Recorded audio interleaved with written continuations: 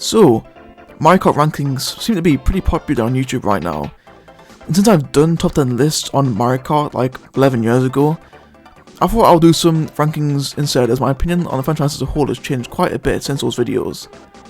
I thought I would go through every mainline Mario Kart game, and rank the tracks in each game. Not in one video, Christ, that would take a lot of time, but in 8 different videos because I enjoy milking the shit out of stuff that really shouldn't be milked so much. Today I'm going to be looking at the one that started it all, Super Mario Kart. I am Tom from Nintendo Extremists, and today I'm going to be ranking every Super Mario Kart track.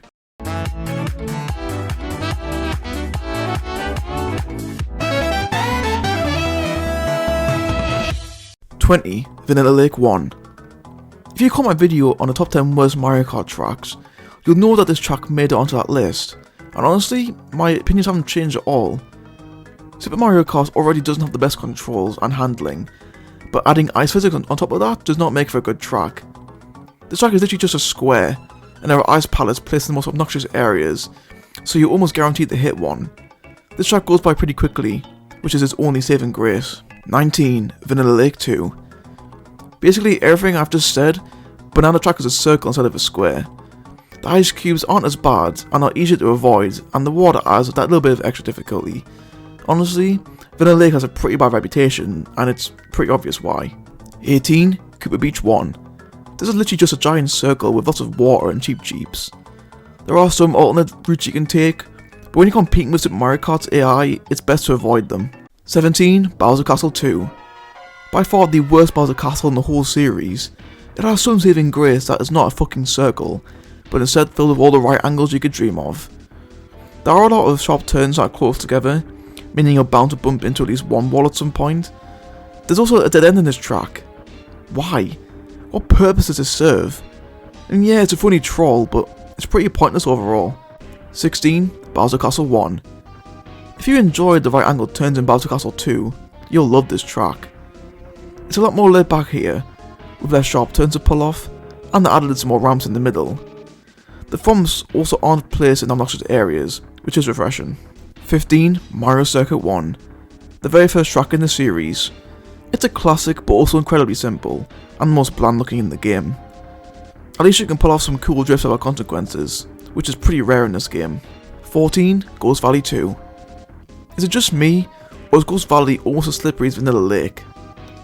Anyway, for the first Ghost theme track in the series, it captures the atmosphere pretty well. There are parts of the railing missing, and if you bump into it, more railing disappears. It has a perfect balance of difficulty and fun. 13 Choco Island 1. I just know the chocolate guy from SpongeBob just loves this track. For a track on the SNES in 1992, this is pretty creative. Obviously it's simple like every track in this game, but I like the direction they took with this theme.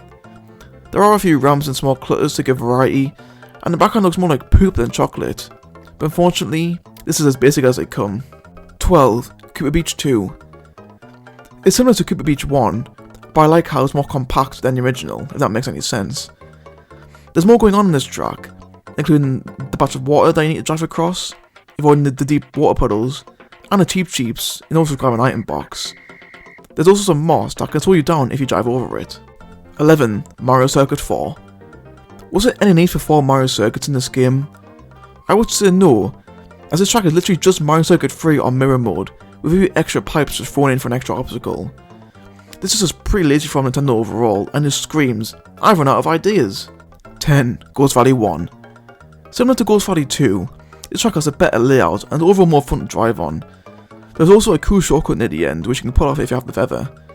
This is one of the more underrated tracks in the series, that I hope get a remake of Mario Kart 8 Deluxe. 9 Donut Plains 1. The Mushroom tracks are getting a lot of love in this video, and I'm going to continue that train ride. Ironically, Donut Plains isn't shaped like, I don't know, a donut? Yeah, I know, crazy. Taking from Super Mario World, you drive in, well, a plains. There's a bridge at the start which is super cool to drive over, and some sharp turns that can be performed using drifts. A track that you just can't dislike in my opinion. 8 Donut Plains 2. It's like Donut Plains 1, but there are more sharp turns, water, and some mountain modes that can be a pain in the ass to avoid, due to this game's crappy controls. If you run into a mole, then you hop on your cart and want to be a travel companion, as I slow you down and steal your coins. Wait, hang on a second. 7. Bowser Castle 3. This is a track where I've changed my mind on a lot over the last year. I used to absolutely hate this track, but I've honestly grown to like it. Although the difficulty here has been turned up quite the last Bowser Castles, it's got more of a unique layout. There are different jumps and routes you can take throughout, which makes for a nice variety. However, the forms are placed horribly, and you need to either slow down or have some good luck to get through them. It also doesn't help that the AI just avoids them as if they aren't there. 6. Mario Circuit 3. Hey, it's Mario Circuit 4 but in mirror mode. Well, this track was the original, so that's why I placed it higher. Jokes aside, this is the first track in the series that really increases the difficulty. There's a 180-degree turn they need to make in the middle of the track, which requires those pro gamer moves to get around. There's also oil spunked on the track for an added obstacle, as well as a cool shortcut that you can use with a mushroom.